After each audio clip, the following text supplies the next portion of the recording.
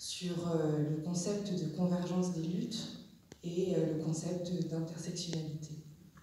Merci beaucoup. Alors sur l'intersectionnalité, je vais lâchement éviter le sujet parce que en fait, j'essaye d'éviter au maximum depuis les années 90, date à laquelle j'ai dû commencer à choisir mes objets de recherche.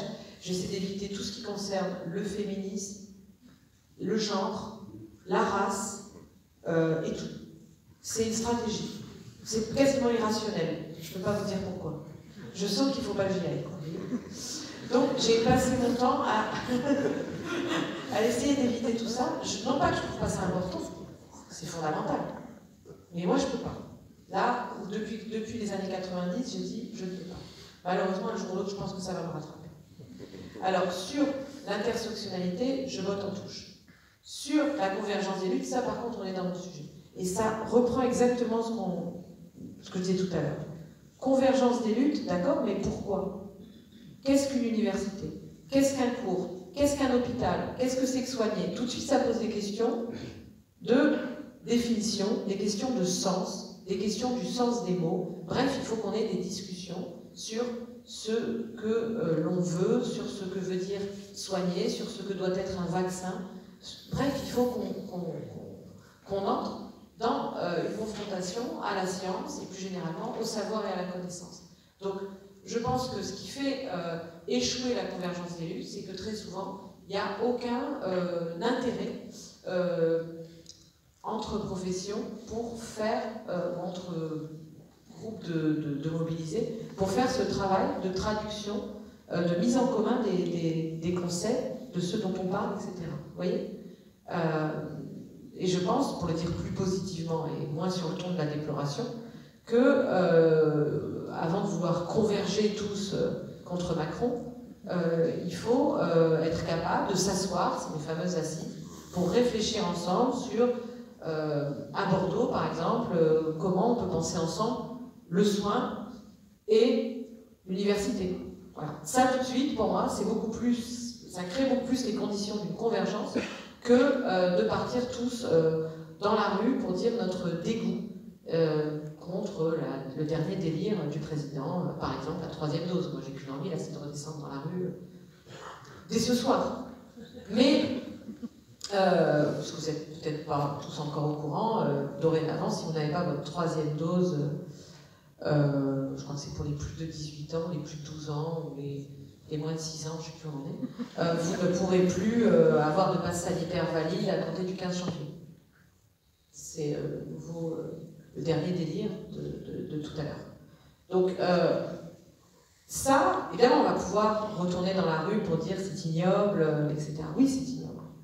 Mais j'ai du mal à penser qu'on pourra s'en sortir sans faire ce travail épistémique en commun sur ce qui est commun, sur ce qui est dangereux, sur ce qui est bénéfique, sur ce qu'est un calcul bénéfice-risque, sur ce que doit être un vaccin, sur qui doit recevoir ce vaccin. Bref, il faut que la science, le savoir, circule intensément dans nos milieux et dans nos luttes. C'est fondamental. Et donc, évidemment, qu'il y ait des confrontations sur le savoir, mais il n'y a rien de dramatique à ça. Quand on connaît la science et la manière dont elle s'exerce, c'est une arène dans laquelle il y a de la confrontation, il y a du désaccord, il y a du débat, et on doit être capable, de manière civilisée, de supporter ces désaccords. Je crois que c'est vraiment fondamental. Enfin, moi, c'est comme ça que j'essaie de... Merci en tout cas de votre question. Quel lien vous entretenez avec les philosophes de la médecine, comme Anne-Marie Moulin, par exemple, qui est une disciple directe de Georges Canguilhem, qui, entre parenthèses, était gaulliste, hein, même s'il a reconnu en Foucault et qui parlait de Foucault comme son fils. Donc il y a effectivement une véritable filiation. Donc les philosophes de la médecine, qui je trouve se sont beaucoup exprimés, Anne-Marie Moulin par exemple, mais il y a aussi des médecins comme Ronnie Broman qui se fait énormément exprimer. Après vous avez les sociodémocrates comme Frédéric Worms, etc., qui se sont beaucoup exprimés. Mais quel lien vous entretenez avec cette tradition? Et deuxième question, vous parlez de la vaccination, mais sur la longue durée, la France a toujours été dans la rétraction par rapport à la vaccination obligatoire. En Europe, c'est le dernier pays qui l'a adopté, et qui était pourtant le pays Pasteur, c'est-à-dire au début du XXe siècle. L'Angleterre avait 50 ans d'avance, l'Allemagne 30 ans, etc., etc. Donc il y a une longue histoire aussi de ça. Ce n'est pas uniquement la spécificité de cette pandémie, je crois. J'ai du mal à comprendre en fait vos deux questions, je vous avoue. Je vois pas très bien. Je comprends pas très bien. Votre première question, vous voulez savoir si je connais X ou Y. Oui, c'est pas, je vois pas très bien l'intérêt. Oui, il y a des gens qui font de la philosophie de la médecine, que je lis ou que j'ai pas eu le temps de lire, mais je comprends pas en fait le fond de votre question, on va dire.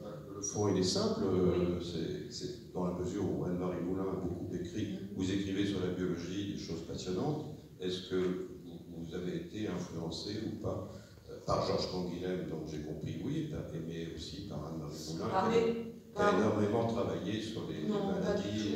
J'ai pas du tout été influencée, non. Non, mais enfin, intéressé.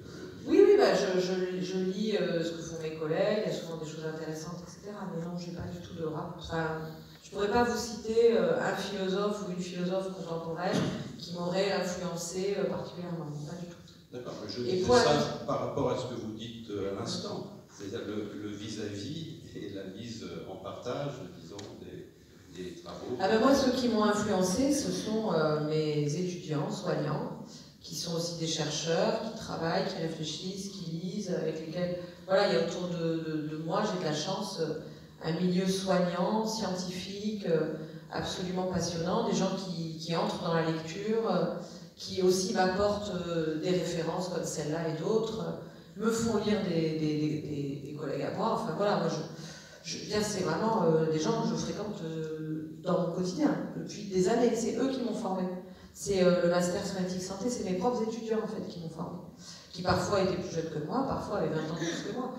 Et donc je vis dans un milieu en fait de médecins, d'infirmiers aussi, de paramédicaux et de chercheurs en sciences de la vie et de la santé de l'université. Voilà.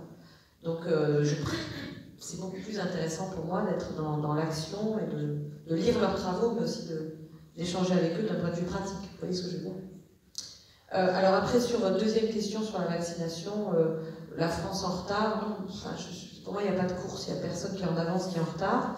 Là, aujourd'hui, il y a des nouveaux vaccins très intéressants qui sont les vaccins ARN messagers. Moi, ce que je peux vous dire de mon petit laboratoire informel, dans mon laboratoire informel, il y a des gens qui vaccinent. Parmi mes camarades de lutte et de recherche, ils vaccinent dans les sous-sols de l'hôpital, tous les jours ils vaccinent. Il y en a qui organisent la vaccination, il y en a qui font des notes expertes au président de la République sur la vaccination. Vous voyez, j'ai de tout dans mon petit labo bordelais. Ces gens-là pensent comme moi que ces vaccins sont intéressants. Visiblement sont intéressants, ont des effets intéressants sur un certain nombre de personnes à risque, mais n'ont pour l'instant aucun effet sur beaucoup d'autres personnes à risque. Il y a un échec sur, par exemple, les immunodéprimés, ça ne marche pas. Donc, problème. Deuxièmement, ces mêmes vaccins sont dangereux pour certaines personnes à risque, c'est vraiment très délicat. Et enfin, sont moyennement sécures pour les personnes jeunes, par exemple, etc., etc. Il y a vraiment des risques pour la santé. Ça a été dit d'ailleurs par le Comité consultatif national d'éthique dans son avis du 9 juin, présidé par Jean-François Delfrécy. Je rappelle, le CCNE est présidé par Jean-François Delfrécy. Et probablement Frédéric Worms était présent à ces discussions, c'est sûr, puisque parlait de Frédéric Worms. Dans l'avis du 9 juin, je vous encourage tous à lire. C'est un avis que le CCNE a rendu à la demande du gouvernement qui l'a consulté sur la possibilité d'autoriser les mineurs à prendre ces nouveaux vaccins. Et la réponse du comité, ça tient en 20 pages, mais elle dit notamment ceci: la pleine sécurité n'est pas assurée avec ces vaccins pour les adolescents. Le 9 juin. Donc si vous voulez, pour moi, il n'y a personne qui est en avance ou en retard. Il y a des nouveaux vaccins qui sont utiles apparemment pour certaines personnes à risque, qui sont très décevants pour l'instant pour d'autres personnes à risque, qui sont potentiellement dangereux pour un certain nombre de gens et qui ne nous protègent absolument pas de la contamination, de l'infection et donc donnent un faux sentiment de sécurité aux personnes vaccinées qui sont mal informées.